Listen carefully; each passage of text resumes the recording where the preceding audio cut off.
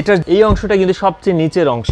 তো এই অংশের নিচের দিকে তারা আর কাপড় দেয় নাই। হ্যালো এভরিওয়ান, আজকে ভিডিওটা একটু চ্যালেঞ্জিং হতে যাচ্ছে, কারণ আমি ইউজুয়ালি এত বড় ফ্রেমে ভিডিও করি না, সাধারণত টেবিলে বসে ভিডিও করি। বাট আমি রিসেন্টলি সোফা কাম বেড একটা কিনছি, এবং আপনাদের যদি আগ্রহ থাকে সোফা কাম বেডের, তো আমি তখন চিন্তা করলাম আমার যেটা কিনছি সেটার একটা রিভিউ আপনাদেরকে দেই, সুবিধা অসুবিধা। প্লাস এটা কিন্তু যেই কোম্পানির কিনছি তাদের কোনো স্পন্সর কিছু না। আমি অনেকগুলো কোম্পানির এবং লোকাল যারা বানায়, এমনকি আমি একটা সময় এত খুঁজছি যে ফেসবুক আমাকে অ্যাড দেওয়া শুরু করছিল সোফা কাম বেডের। তো তখন দেখছিলাম যে কাঠের সোফা কাম বেড আছে, কাঠগুলো টেনে বের করে ফেলে এবং তারপরে সোফার যেই ফোম গুলো আছে সেগুলো রাখে, তাহলে বেড হয়ে যায়। তো এরকম গুলো আমি দেখছি। তো নানান চিন্তা ভাবনা করে শেষ পর্যন্ত এই ধরনের সোফা কাম বেডে আমি আসছি, এবং এটারও আমি মানে রিগাল কোম্পানির এই সোফা কাম বেডটা, বাট রিগালের আমি আরো বেশ কয়েকটা দেখছিলাম, সেগুলোর এই উপরের কাপড়ের ডিজাইনটা আমার ভালো লাগে না, চেক চেক ডিজাইন। এনিওয়ে, এটার আসলে মডেলও আমি ঠিক ক্লিয়ার না। রিগালের ওয়েবসাইট যেটা আছে, আমি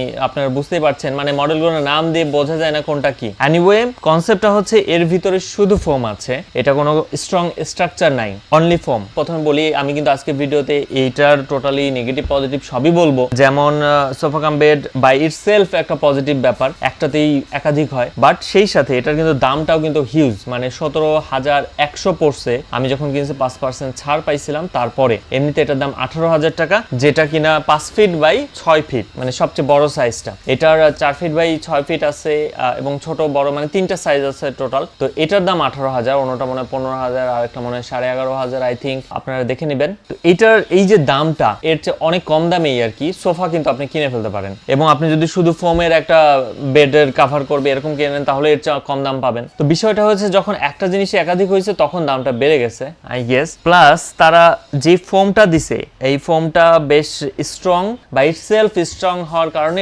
স্ট্রাকচারটা ধরে রাখতে পারছে। ফ্রেমিং যেটা বলে, এটা যে হেলান দিবেন কিংবা এটা যখন ফেলে দিবেন খাট হয়ে যাবে, তখন তো ফ্রেমের দরকারটা পড়ছে না। এটার আবার নেগেটিভ সাইড এইটা যে কিছু সোফাতে আছে, আপনি বসলেন একদম গেড়ে বসে যায়, খুবই মোলায়েম, খুবই আরাম, অনেক দূর পর্যন্ত আপনার কোমর দেবে যাচ্ছে। এটা কিন্তু ব্যাপারটা তা না, এটা বেশ একটা স্ট্রং ফিল দেয়, এবং খুব যদি আমি জোরেও বসি তাও খুব বেশি গেঁথে যায় না। তো এটা সুবিধাটা হচ্ছে, আমি উঠে গেলে কিছুক্ষণ পরে সোফাটা আগের জায়গায় ফিরে যাচ্ছে, কারণ এটা যথেষ্ট স্ট্রং একটা ম্যাটেরিয়াল। এনিওয়ে, দেখে বোঝার উপায় নেই, জানি না এই বিষয়ে আমি বিশেষজ্ঞ না। এনিওয়ে, উপরে যে কাভারটা দিছে সেটা খুবই স্ট্রং, বাট এখানে একটা বিষয় যে এই কাভারটা তারা দিছেই এমন ভাবে যে আপনি এই কাভারটা খুলে ধুইতে পারেন, এটা একটা বড় পজিটিভ দিক এই মডেলটার। এর পিছন দিকে চেন আছে, আপনাদেরকে যদি আমি দেখাই,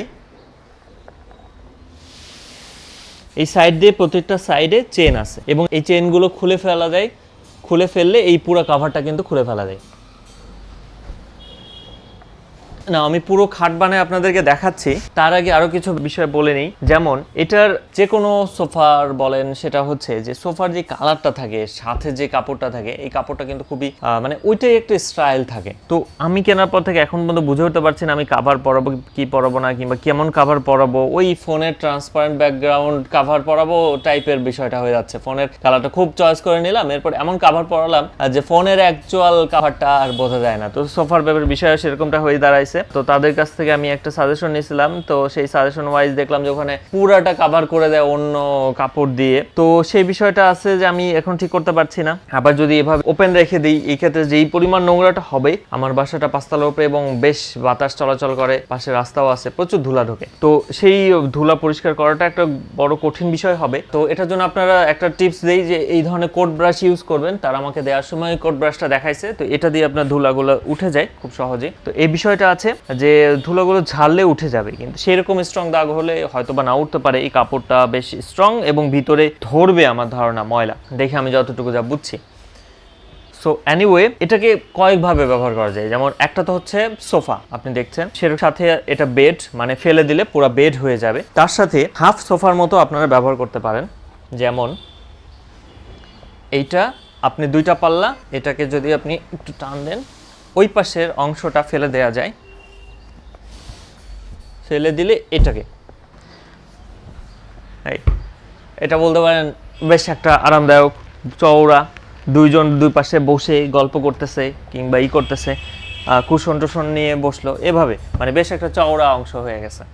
এটা কিন্তু পুরোটা ফালা হয়নি, ফেলা যাবে, ফেলায় দেখাই আপনাদেরকে।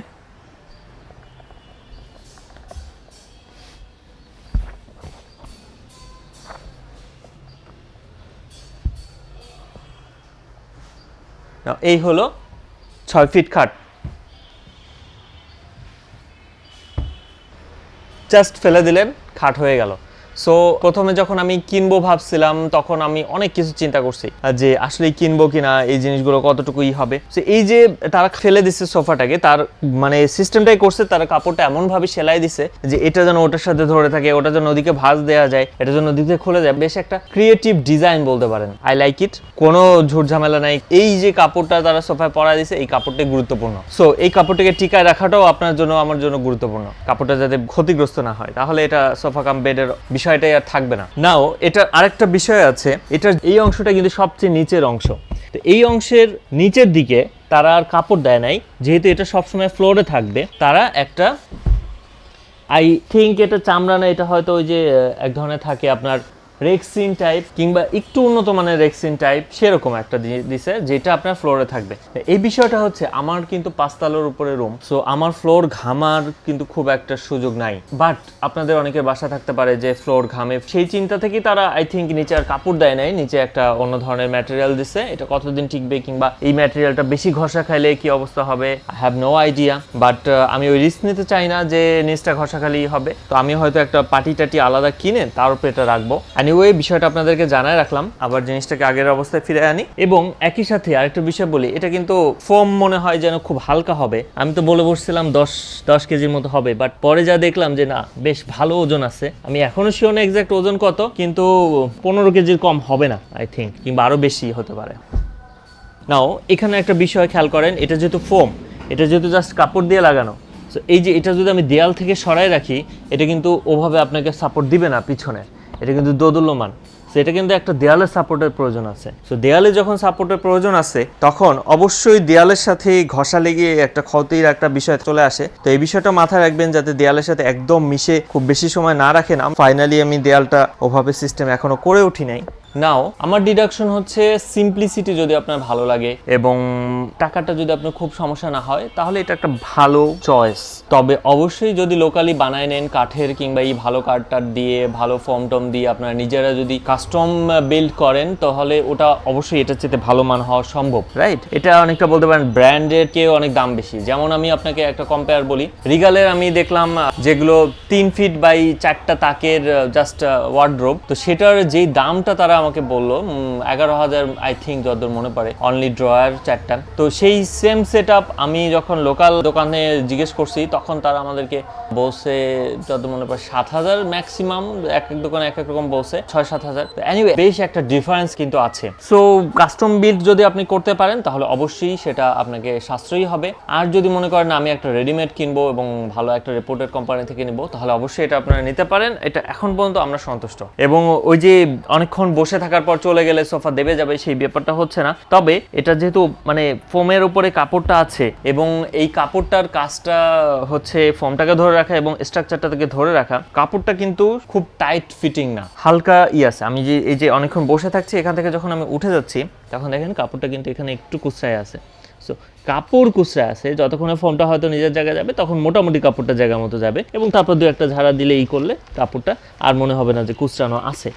সো দ্যাটস ইট, কাপড় আর কুচড়ানো মনে হচ্ছে না। এই ব্যাপারগুলো আছে, এই ব্যাপারগুলো থাকবে আপনাদেরকে জানানোর জন্য। নাও এটার আমি 3টা কালার দেখছি ওয়েবসাইটে। একটা দেখলাম কাইন্ড অফ খাকি কালার, একটা দেখছিলাম জিন্স টাইপের কালার। তো জিন্স টাইপের কালারটা আমার ভালো লাগছিল, পরে শোরুমে যাই আবার আমি এই সি গ্রিন কালারটা পাইলাম, এটা আমার কাছে আরো বেটার মনে হলো। তো আপনাদের যেটা পছন্দ হয় সেটা নিতে পারেন এবং যেই সাইজটা আপনাদের ভালো লাগে। তবে এখানে একটা বিষয় বলে নেই, এইটা যদিও তারা বলছে 5 ফিট, কিন্তু আমি ফিতা দিয়ে মেপে দেখছি এটা কিন্তু 5 ফিট এক্স্যাক্ট না। এটাতে 3 জন আরামে বসে থাকতে পারবে পাশাপাশি, এটা 5 ফিট হিসেবে 3 জন বসতে পারবে।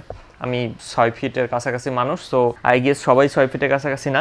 সো এই ক্ষেত্রে 3 জন ইজিলি বসতে পারবে। যেটা 4 ফিট সেটাতে আই থিঙ্ক 2 জনের বেশি বসাটা একটু টাফ হবে, আর যেটা তার চেয়ে নিচে আছে সেটা আর একটু। বাট এই যে 5 ফিট বলেও এক্স্যাক্ট 5 ফিট না। আমি আপনাদেরকে যদি মাপটা দিয়ে দেখাই, এটা 58.5, 1.5 ইঞ্চি 2 ইঞ্চি কম, 58.5 ইঞ্চি। তো তারা যা দিছে, কারণ এই বিষয়টা হচ্ছে সোফা ক্যারি করে আনতে হবে, আরেকটা জায়গায় খুঁজবো, মানে আমি গত 2-3 বছর ধরে খুঁজছি, সুইটেবল পাচ্ছিলাম না। তো যেহেতু পেয়ে গেলাম, আমাদের পাশেই শোরুম দিছে, আমি আসলে নিয়ে নিছি। এতটা খুঁতখুঁতে হই নাই যে এক্সাক্ট তারা দেয় নাই, এবং ডিসপ্লেতে যেটা ছিল সেটাই আমি নিছি। আই গেস যদি আপনারা একদম ফ্রেশ নেন, আরেকটু ক্লিন, আরেকটু বেটার পাবেন। তবে কোন কোন ক্ষেত্রে নেবেন না, কিছু ব্যাপার তো আপনি বুঝতে পারছেন, যেমন কমফোর্ট যদি আপনার প্রায়োরিটি হয় তাহলে এটা অতটা কমফোর্ট আপনাকে দেবে না, প্লাস ফোমটা কিন্তু খুব দেবে যাবে না। সো আপনি খাটের মতো অতটাও কমফোর্ট নিয়ে ঘুমাবেন, এতটাও চিন্তা করবেন না। এটা বলতে পারেন টোটালি একটা ব্যাকআপ প্ল্যান কিংবা অল ইন অল কিসিমের বিষয়। আর যখনই 2-in-1, 3-in-1 এই ধরনের বিষয়গুলো থাকে, তখন আর এক্সাক্ট পারফেক্ট বিষয়গুলো কিন্তু ঘটে না। এই বিষয়টা অবশ্যই মাথায় রাখবেন। But at the same time ঢাকার মতো শহরে, যেখানে আপনার বাসাগুলো অত বড় বড় না, এই বিষয়গুলো থাকে, কিংবা ক্যারি করার ঝামেলা থাকে, এই জন্য অনেকে খাট ক্যারি করতে চায় না, তাদের জন্য এটা একটা ভালো প্ল্যান হতে পারে। তবে শুধু রিগালি না, আই থিঙ্ক অন্যান্য অনেক কোম্পানি এটা বানায়, এবং মিরপুর আছে, তারপর অন্য আমি অনেকগুলো নাম জানি না, অনেক জায়গাতে এই সোফা কাম বেডগুলো বানায়, আপনারা খুঁজে দেখতে পারেন। এবং ঢাকার বাইরেও আই থিঙ্ক এই জিনিসগুলো এখন চলে আসছে, অনেকেই তো অনেক কিছু বানাচ্ছে ক্রিয়েটিভ, সেগুলোর প্রতি আগ্রহ হচ্ছে, ক্রেতার সংখ্যা বাড়ছে। এনিওয়ে, আশা করি আমার রিভিউটা আপনাদের কাজে আসবে, এবং সোফা কাম বেডের ব্যাপারে আপনাদের যদি দ্বিধাদ্বন্দ্ব থাকে, নেবেন কি নেবেন না, বিষয়গুলো ক্লিয়ার হতে পারবেন। এবং মানে এই মুহূর্তে আমার বাসায় 2টা খাট আছে, এটা আমার তৃতীয় নেওয়া। যদি বেশি মেহমান হয় কিংবা শর্ট সমস্যা হয়, তখন এটা আমি খাট হিসেবে বিছায় শুতে পারবো। So I like the idea. আর এখন পর্যন্ত কুশন কিংবা আমি কি ধরনের কাভার দেবো, এটা এখনো সেট আপ আমি নিজে চিন্তা করে বের করতে পারি নাই, চিন্তা ভাবনা করছি। আপনাদের কোনো সাজেশন থাকলে অবশ্যই আমাকে দিতে পারেন। এনিওয়ে, যদি আমার ভিডিওটা আপনাদের কাজে আসে, ভালো লাগে, তাহলে অবশ্যই লাইক দেবেন, শেয়ার করবেন এবং সাবস্ক্রাইব করতে ভুলবেন না। দেখা হবে নেক্সট ভিডিও এপিসোডে, এবং আপনাদের চিন্তা ভাবনাগুলো কমেন্টে জানাই যাবেন। ভালো থাকবেন সবাই, আসসালামু আলাইকুম, বাই।